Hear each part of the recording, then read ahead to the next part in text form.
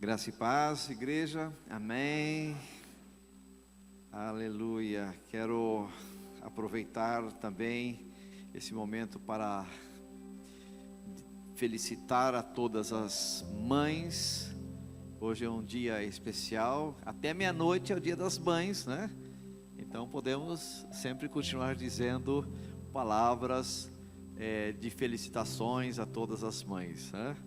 Glória a Deus.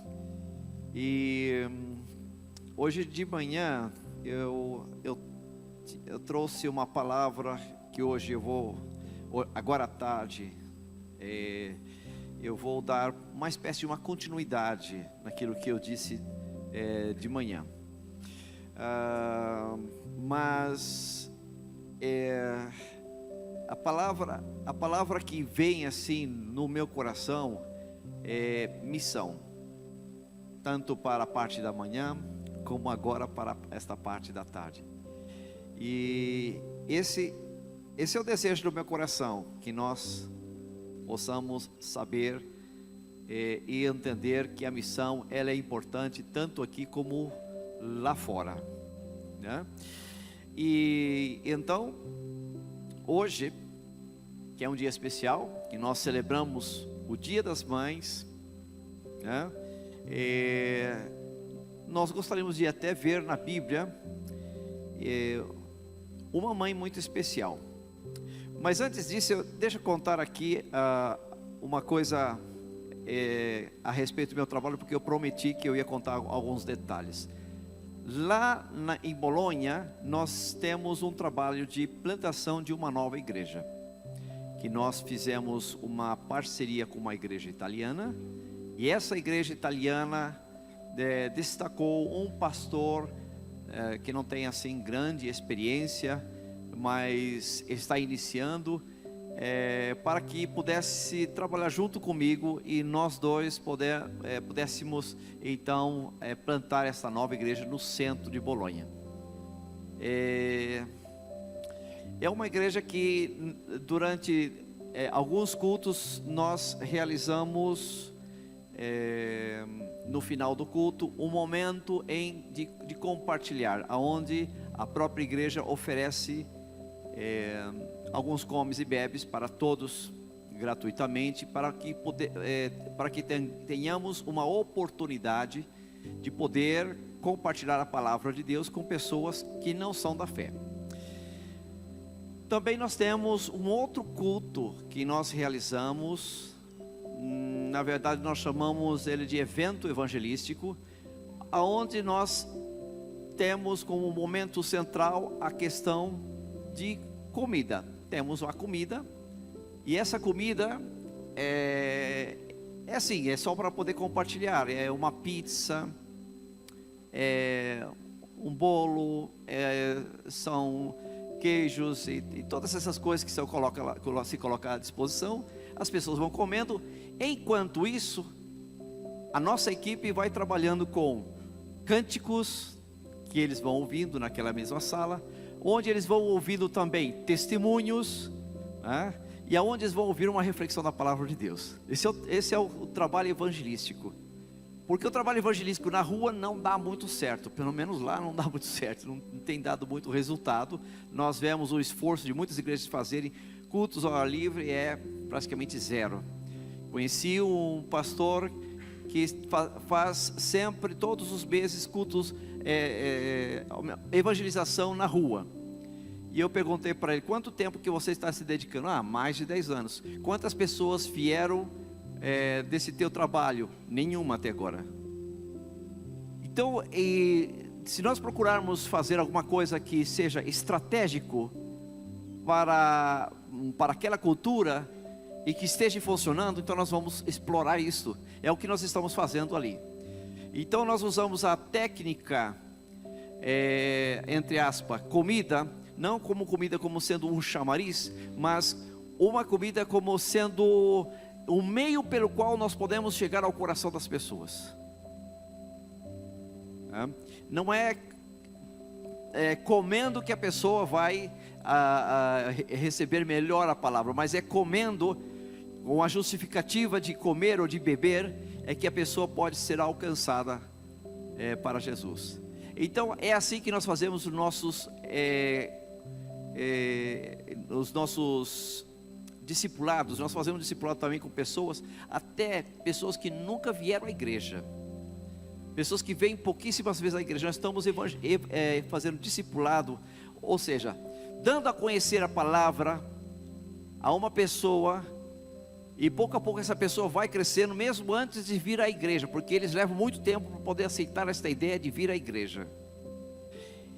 E nisso, sempre a gente tem alguma coisa para poder compartilhar. É costume, é cultura italiana, de quanto está conversando, ter alguma coisa para poder picar ali, que nem que seja uma azeitona. E tomar nem que seja um refrigerante, alguma coisa ali para poder gastar aquele tempo. Uma batatinha frita, um cafezinho. E isso é uma coisa que tem dado assim resultado nesse último tipo de trabalho que nós estamos realizando. Estamos há 32 anos na Europa, e esses últimos anos nós estamos provando dentro da cultura italiana que isso é uma coisa que funciona, e hoje nós vamos ver biblicamente que isso também funciona. Tem uma mulher lá que nós estamos sempre indo na casa dela. Ela é italiana, e é interessante o caso dessa mulher, porque eu a conheci quando ela chamava a mim e ao outro pastor para poder ir lá orar pelo marido dela, que estava morrendo, que estava no hospital, câncer de pulmão, de tanto fumar. Então ela disse assim: venha só para orar, porque ele está em coma sempre, ele não acorda nunca. Meus irmãos, nós estávamos sempre querendo ir, mas sempre alguma coisa nos impedia, e ela insistindo para que nós fôssemos lá, até um dia que nós conseguimos ir lá. Chegamos lá, naquele exato momento que nós chegamos, esse homem não abre os olhos, esse homem olha para nós. Ele conhecia o outro pastor, que era italiano, que estamos trabalhando junto, mas não me conhecia. Ele falou assim: e esse quem é? Né? Eu disse: não, eu sou um amigo dele, para não dizer que eu vim lá fazer a extrema unção, coisa parecida, né? Para não assustar ele. Mas aquele momento foi um momento muito interessante, porque foi um momento em que nós tivemos a oportunidade de orar com ele, de falar de Jesus para ele, de levar ele a aceitar Jesus ali. Ele aceitou Jesus ali naquele momento.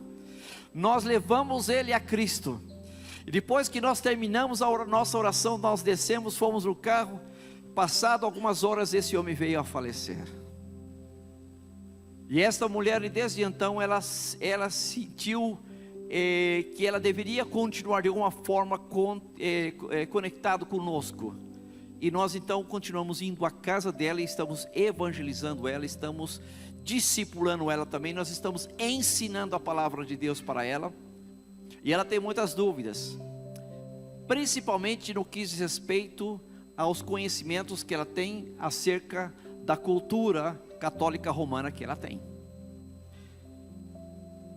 E isso é uma coisa assim que toca o meu coração, porque é um desejo que nós temos, de ensinar a palavra de Deus a todas as pessoas ali. Nós estamos tendo a oportunidade, eu estou tendo a oportunidade de evangelizar, discipular muitos italianos.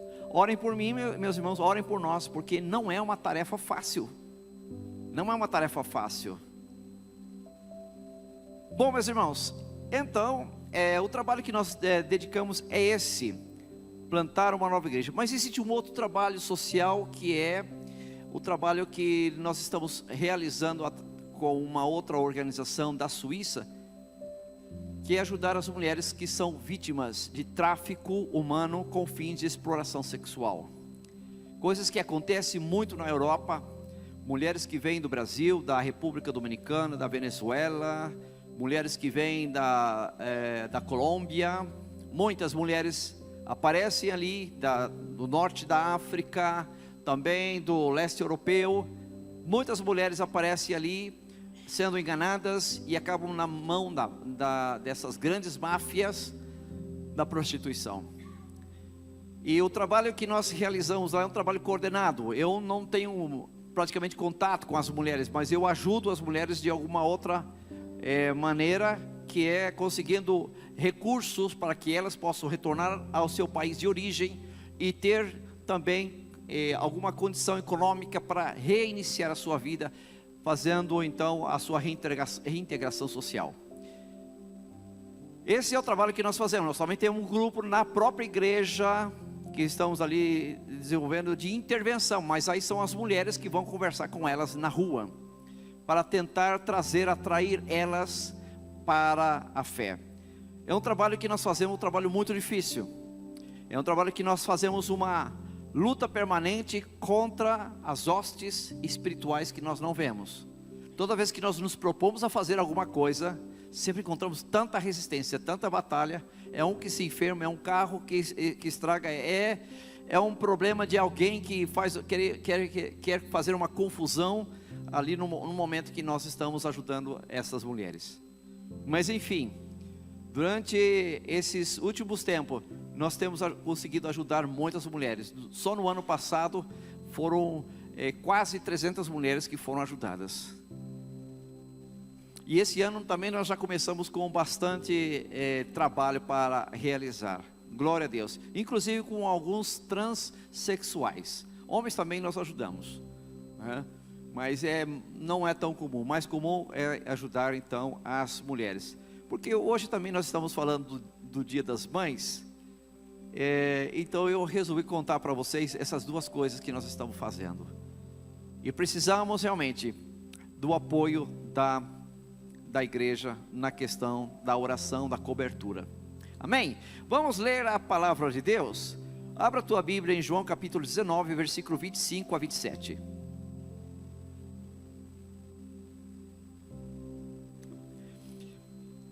João capítulo 19, 25 a 27. Amém? Podemos todos colocar de pé à medida que vamos encontrando o texto. Ok. João fica no Novo Testamento, viu? João é um dos 4 evangelhos, capítulo 19, versículo 25 a 27. Diz assim: E junto à cruz estavam a mãe de Jesus e a irmã dela, e Maria, mulher de Clopas, e Maria Madalena. Vendo Jesus, sua mãe, e junto a ela o discípulo amado, disse: Mulher, eis aí o teu filho. Depois disse ao discípulo: Eis aí tua mãe. Dessa hora em diante, o discípulo a tomou para casa. Pai, venha abençoar a tua palavra. Venha abençoar, Senhor, este momento em que queremos compartilhar, Senhor, fazer essa reflexão desse texto tão especial para as nossas vidas.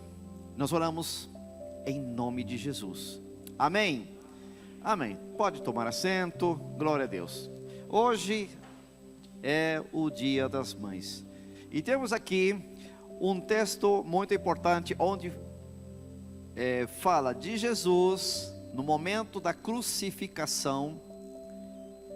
E junto àquela cruz estava então a mãe de Jesus e outras mulheres também, mas a mãe de Jesus. Uma mãe que é mãe não abandona o seu filho até a morte. Não abandona até o último momento. Uma mãe sempre vai estar perto. Então nós vemos aqui o exemplo de Maria e o discípulo amado. o discípulo amado que é João. Nós vemos que ele também estava ali. Então, naquele momento, Jesus disse para sua mãe: mulher, eis aí o teu filho. Este texto é um texto que eu já ouvi centenas de vezes, de boca de pessoas que defendem uma teologia que diz que, porque Jesus disse, mulher, eis aí o teu filho, e depois, o outro texto que diz assim,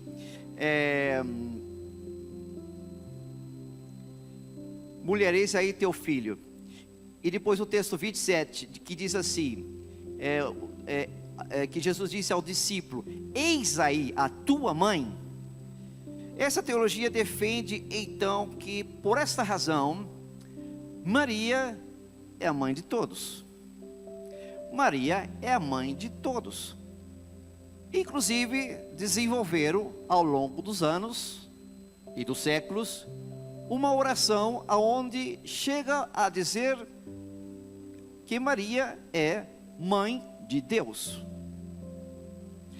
Nós vemos que é uma teologia equivocada, porque se defende por esta teologia que Maria é a mãe de todos, deveria defender também que João é o filho de todos. Sim ou não? Porque Jesus disse para Maria, mulher, eis aí o teu filho. Eis aí o teu filho. Então, todos nós deveríamos ter no céu também um filho chamado Jesus, além de uma mãe chamada Maria. Não, desculpe, um filho chamado João, além de uma mãe chamada Maria. Coisa que não é certo, teologicamente não podemos defender esta teologia, né? Obviamente, quando Jesus disse isto, Ele não diz para poder exaltar a sua mãe, a pessoa da sua mãe, e muito menos de exaltar a pessoa de João, porque o próprio escritor, ele até mesmo se omite aqui só dizendo de si mesmo como o discípulo amado. Não é a pessoa.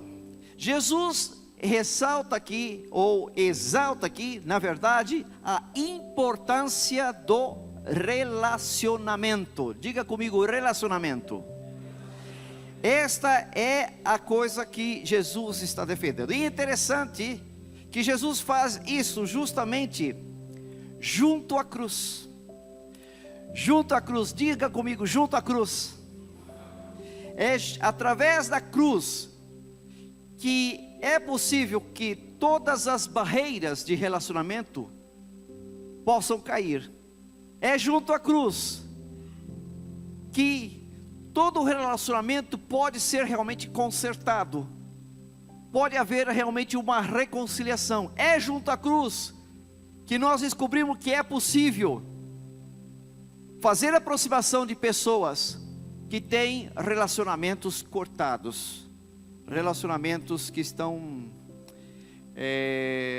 como se perdidos.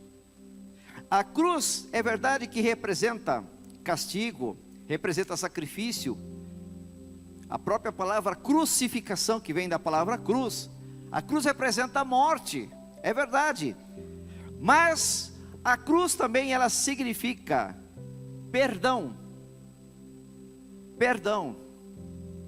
Um relacionamento necessita de perdão. Significa também reconciliação. Junto à cruz nós encontramos a reconciliação. Junto à cruz também nós encontramos o poder da salvação. Junto à cruz também nós encontramos a conversão. É junto à cruz que podemos ver a conversão. E junto à cruz também podemos ver a missão. Nós encontramos dentro da palavra de Deus muitos textos que falam tudo sobre todas estas 5 coisas que nós fizemos menção por último aqui: perdão, reconciliação, poder de salvação, conversão e missão. Nós vemos, por exemplo, no perdão nós encontramos em Colossenses capítulo 2, 13, a seguinte descrição: e a vós outros que estáveis mortos pelas vossas transgressões e pela incircuncisão da vossa carne, vos deu vida juntamente com ele, com Cristo, perdoando todos os nossos delitos. Perdão, ele nos perdoou todos os nossos pecados. Então, junto à cruz, nós podemos ver que o perdão de Deus é para nós. E da mesma forma, junto à cruz, nós podemos ver que o perdão, ele é importante para restaurar relacionamentos. Reconciliação nós encontramos em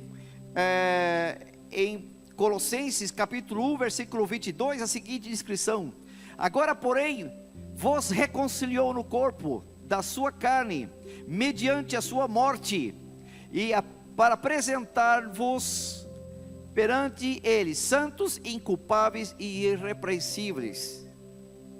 A reconciliação com Deus, mas também a reconciliação um com o outro. Amizades que foram perdidas, pessoas que estão separadas por relacionamentos, também podem encontrar reconciliação junto à cruz. Amém? Poder de salvação. Ora, encontramos o famoso versículo que eu acredito que o pastor aqui deve pregar muito, em 1 Coríntios capítulo 1, versículo 18, que diz assim: certamente que a palavra da cruz é loucura para os que se perdem, mas para nós que somos salvos, poder de Deus. Poder de Deus, poder de Deus para a salvação, nós que somos salvos. Amém? Conversão, nós encontramos, por exemplo, no livro de Gálatas, capítulo 5, versículo 24. Gálatas 5, 24, que diz assim: e os que são de Cristo Jesus crucificaram a carne com as suas paixões e concupiscências. Nós encontramos respaldo em todas as escrituras, as sagradas escrituras. Nós encontramos que junto à cruz também nós encontramos a missão que ele nos entregou. Lucas capítulo 9, versículo 23 diz assim: que se alguém quer vir após mim, negue-se a si mesmo, tome cada dia a sua cruz e siga-me. Isto é missão. É junto à cruz que nós encontramos isto. É junto à cruz que caem as barreiras culturais. Em Cristo nós já não somos mais brasileiros, nem venezuelanos, nem paraguaios, nem outra cultura qualquer. Em Cristo se caem todas as barreiras. Em Cristo podemos ser irmãos de verdade. Nós formamos uma grande família. Amém? Uma família tão grande que, segundo a palavra de Deus, é uma família que temos na terra e no céu. É uma grande família. É uma grande família. E junto à cruz, nós vemos aqui no texto que nós lemos que Maria ganhou um novo filho chamado João. Um novo filho. E que próprio João encontrou uma mãe. E diz a Bíblia, aqui no texto que nós lemos, que João, a partir daquele dia, levou Maria para a sua casa. Pensamos que muito provavelmente Maria já fosse viúva nesse momento. Não se sabe, alguns defendem que sim, outros que defendem que não. Provavelmente ela estava só. E Jesus então também citou isso de uma forma para poder fazer com que Maria pudesse se integrar a uma nova família que estava sendo formado, que é a família cristã. Amém? Meu irmão, minha irmã, você pertence a uma igreja. Essa igreja é uma igreja cristã. Aqui deve ser realmente uma grande família. Amém? Nós devemos realmente nos sentir irmãos uns dos outros. Glória a Deus.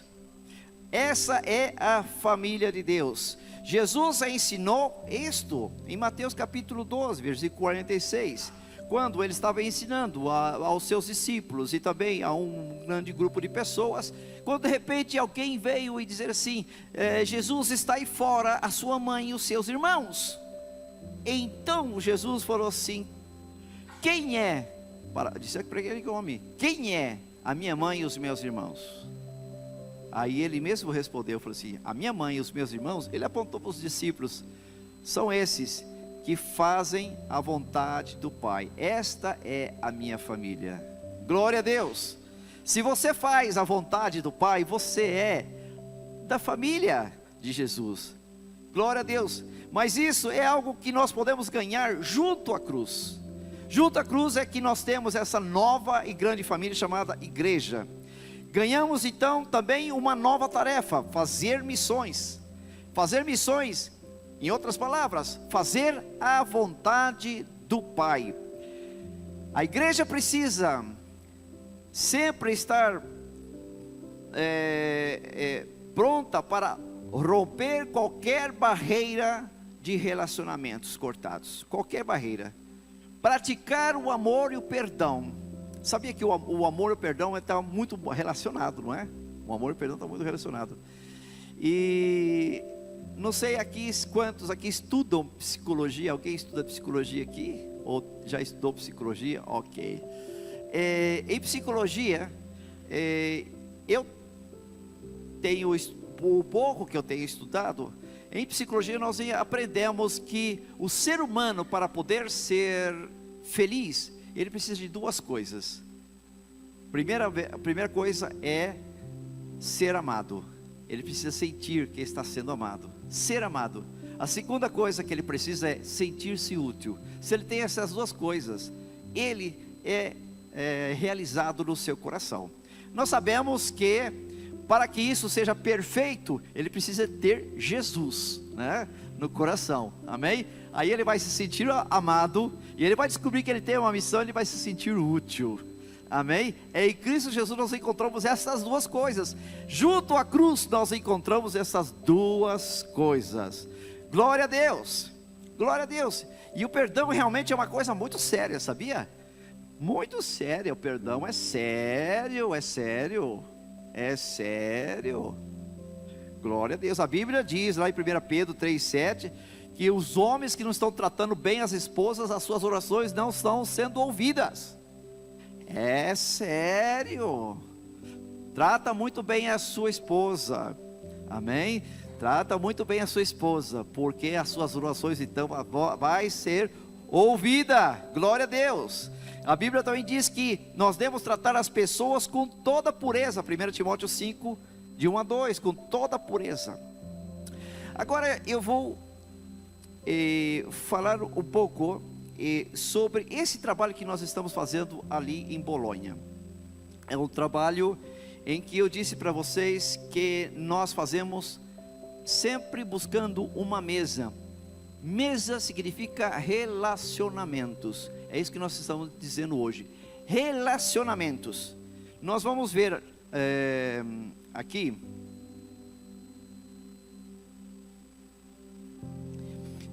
Lembrando, porque não vamos ler todos os textos que eu tenho aqui separado, mas podemos simplesmente fazer uma pequena menção desses textos. É que encontramos no livro de Lucas uma característica muito especial. Lucas fala muito a respeito de relacionamentos. O Evangelho de Lucas tem essa característica de falar de relacionamentos. Basicamente, nós vamos encontrar que Jesus, ele vinha para poder se relacionar e falar do reino de Deus, ensinar com comida. e depois ele saía daquela mesa, ia para outra mesa e fazia a mesma coisa, e para outra mesa. Quer ver só uma coisa? Só para poder ver aqui algo interessante. No livro de Lucas capítulo 5, nós encontramos que um tal de Levi, que era um dos primeiros apóstolos que Jesus chamou, ele era cobrador de impostos. Então, ele resolveu fazer uma festa, uma grande festa. Ele chamou então todos os outros cobradores de impostos, que eram seus amigos. E os cobradores de impostos daquela época não eram bem queridos, porque eles eram conhecidos como, né, e os ladrões, ninguém gosta de ladrão, né?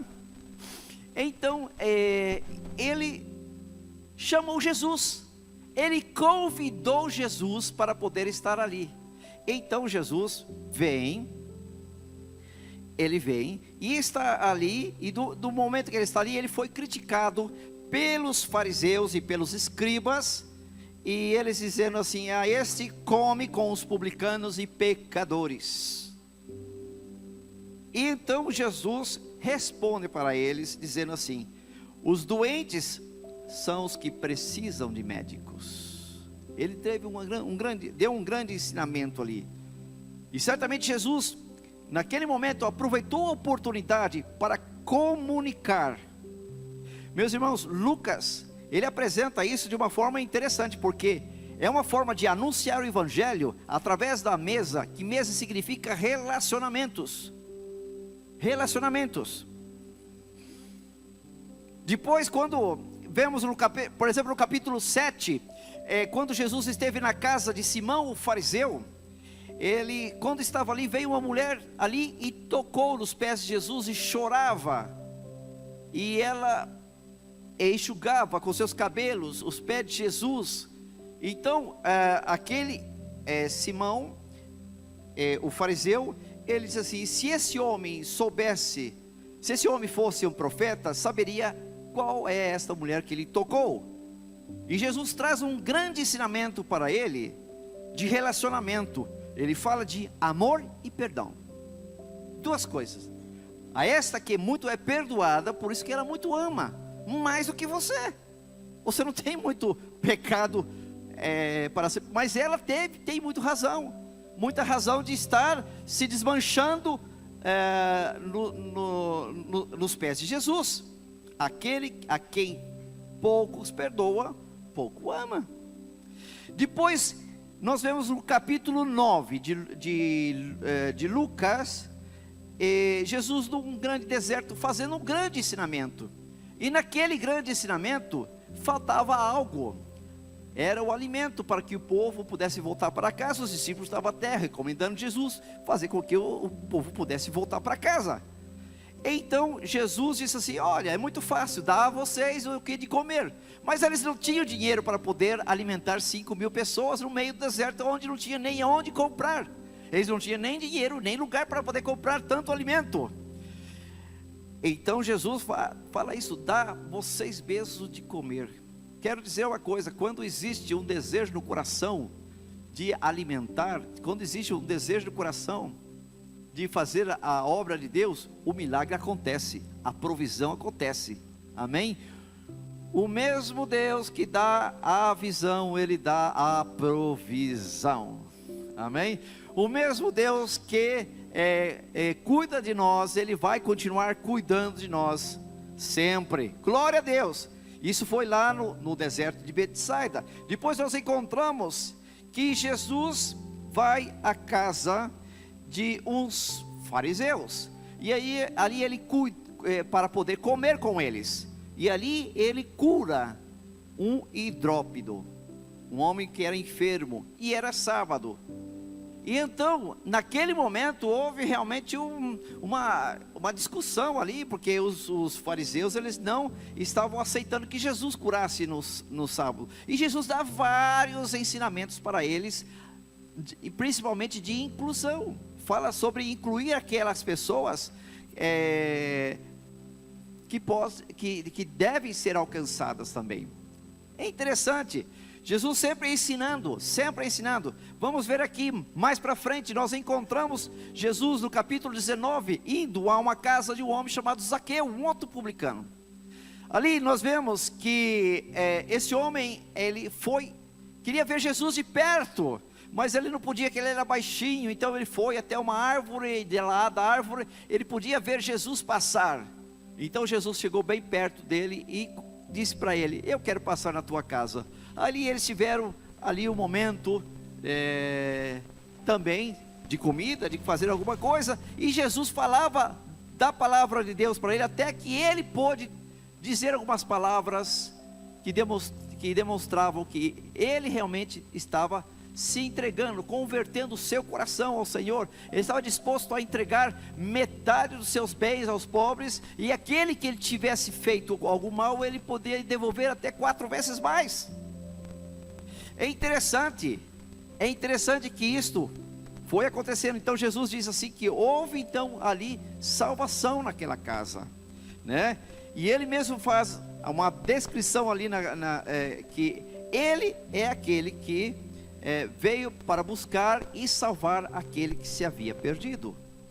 Depois nós encontramos Jesus no cenáculo. Jesus mandou preparar o cenáculo, e ali passa aquele momento da ceia, da grande ceia entre os discípulos, que é lembrado até os dias de hoje. Nós nos relembramos. Jesus ali também, no momento da ceia, nós encontramos que Jesus fala a respeito da importância da comunhão, ensinando. Depois nós encontramos que mais tarde, no capítulo 24, nós encontramos Jesus falando com 2 discípulos que estavam voltando para o caminho, para a cidade de Emaús. E ali naquele momento que Jesus estava ensinando, Jesus foi convidado para que ele pudesse participar de um momento de compartilhar o pão. E Jesus, quando partiu o pão, naquele momento ele foi reconhecido. É interessante, Jesus no centro. Aqui nós temos um grande ensinamento, que Jesus, quando está no centro, amém? Jesus está no centro desta reunião, desta noite, sim ou não, irmãos? Amém? A Ele toda a glória, podemos dizer glória a Deus? Os irmãos estão tão quietinhos que eu estou tão preocupado aqui agora. Amém? Nós temos a liberdade aqui de glorificar a Deus, pastor? Amém? Sim ou não? Amém, glória a Deus. Nós vemos então, meus irmãos, que Lucas continua escrevendo até mesmo em Atos capítulo 1, versículo 4, que Jesus já tinha sido ressuscitado. E Jesus diz ali no capítulo 1, versículo 4, comia com eles e dizia para eles ficarem em Jerusalém, esperarem até que o Espírito Santo pudesse vir. Aleluia. Será que a igreja esqueceu tudo isso que Jesus ensinou? O que os irmãos dizem? Será que a igreja não pratica isto? Eu acho que sim, acho que a igreja pratica, né? Mas é interessante que a igreja praticava naquela época todos os dias. Querem ver? Atos capítulo 2, nós vamos encontrar o segundo livro de Lucas, que é Atos capítulo 2, versículo 42, diz assim: e perseveravam na doutrina dos apóstolos e na comunhão, e no partir do pão e nas orações. Alguém pode dizer, espera aí, pastor, aí pode estar falando só da Santa Ceia. Será? Vamos mais para frente. Capítulo 2, versículo 46 e diante. Diariamente perseveravam unânimes no templo, partiam pão de casa em casa, já não é mais no templo, é casa em casa, e tomavam as suas refeições com alegria e singeleza de coração. Olha que curioso, louvando a Deus e contando com a simpatia de todo o povo. Enquanto isso, acrescentava-lhes o Senhor dia a dia os que iam sendo salvos. Glória a Deus, glória a Deus. Irmãos, relacionamento é junto à cruz que nós podemos encontrar o relacionamento. Nós precisamos de relacionamento para alcançar pessoas para Jesus. Amém? Jesus, ele é o pão vivo que desceu do céu para a nossa salvação. João capítulo 6, versículo 35, ele é o pão vivo. O pão é o símbolo universal do alimento. Mas eu quero dizer para vocês também, que não é somente o pão, é qualquer coisa que possa justificar você estar em contato com alguma pessoa, é importante. Olha uma coisa, durante a minha vida ali na Europa, eu fazia muitas viagens, às vezes de carro, né? E eu tinha o costume, às vezes quando é muito calor, costume não, era habitual isso de estar dirigindo e sentir muito cansado. E algumas vezes eu chegava a quase adormecer no volante. E eu lutava contra o sono. Eu tomava café. Eu tomava até mesmo aquilo que não podia tomar, que era Red Bull. Muitas vezes eu falei assim, não, eu prefiro tomar Red Bull do que morrer, né? Então eu fazia de tudo para poder manter firme. Eu tomava água gelada, eu colocava ar condicionado nos pés e nada. Sabe como que eu consegui corrigir isso? Eu não sei, talvez os nutricionistas da igreja aqui podem me explicar melhor, né? Eu comecei a comer umas coisinhas assim, umas frutinhas desidratadas, que não fazem muito mal ao estômago, né? Frutinhas não açucaradas, desidratadas. E comecei a comer, conforme eu comia, mantinha a minha mente alerta. Quando você está comendo, você está alerta, você está atento. Se você está ouvindo um pregador de fora, principalmente aqueles de fora, né, que ele vem aqui de vez em quando, né, e você está sentindo um sono, né, a culpa é dele, ele que não está conseguindo fazer com que você esteja alerta, atento, né? Mas eu tenho certeza que se você tivesse com esse mesmo pregador numa mesa comendo uma pizza, você estaria com toda a atenção. Qual é a diferença? O pregador é o mesmo, ele vai falar as mesmas palavras. Por que ele é mais ouvido quando estão comendo, quando não está comendo? Pois é.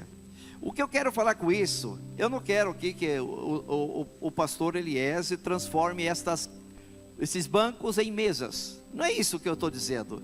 Eu não quero que aqui seja um grande restaurante, né? Que o templo de lá passe a ser um grande restaurante. Não é isso que eu estou querendo dizer.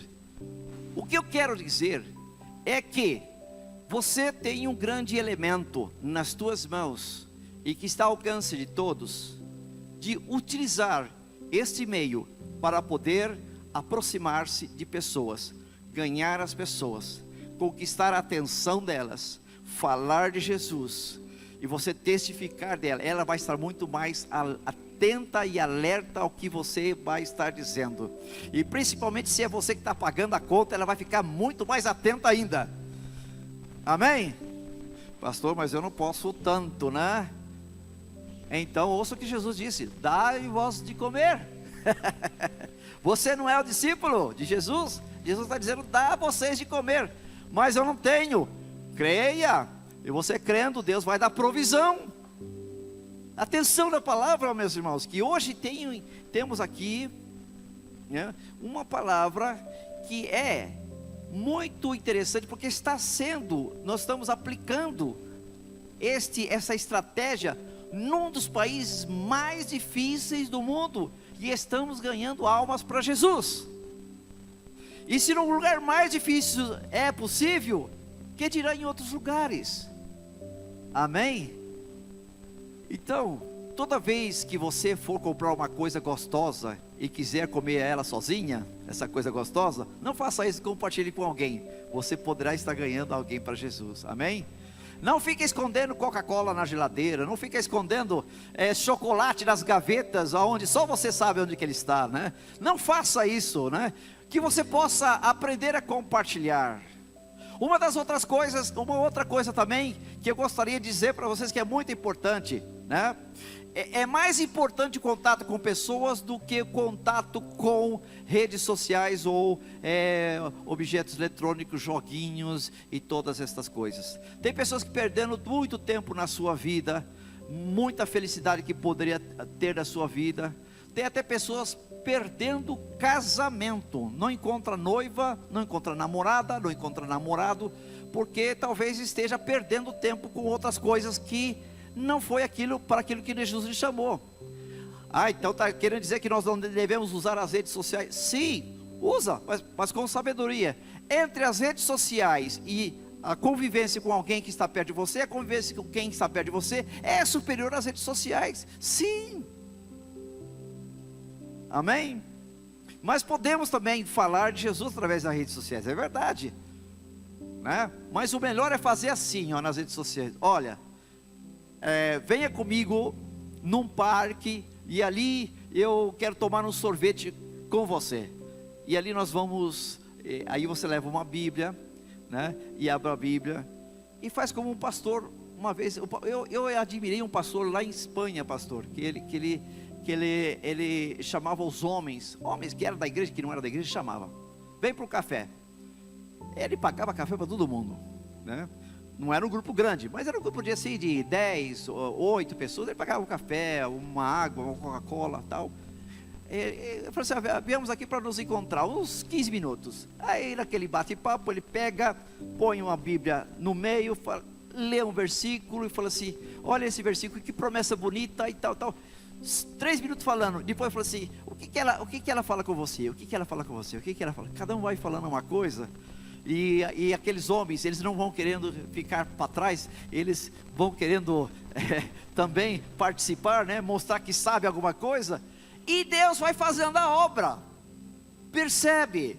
Nós precisamos de usar esses instrumentos tão simples que Deus deu para a gente, para alcançar vidas. Amém? Que Deus possa nos dar sabedoria, que Deus possa dar graça para nós, que Deus possa usar a cada um de nós para poder levar muitos à salvação. Eu estou falando de missão, sim. Eu estou falando de relacionamentos restabelecidos, sim. E é junto à cruz que nós podemos encontrar esta maravilhosa graça, que só através de Jesus nós podemos encontrar isso. Amém? Se você foi tocado por essa mensagem, não deixe de curtir esse vídeo. Inscreva-se no nosso canal no YouTube e assim você pode ter acesso a mais mensagens como essa para edificar a sua vida. E se você deseja fazer parte da nossa igreja, ter mais acesso às nossas informações e novidades, é só você baixar o nosso aplicativo no seu celular. Baixe gratuitamente. É só você abrir a loja virtual no seu celular e digitar IBI Cascavel. Ali você baixa o nosso aplicativo e tem mais acesso às nossas novidades e faz parte dessa família também. Deus te abençoe e um grande abraço.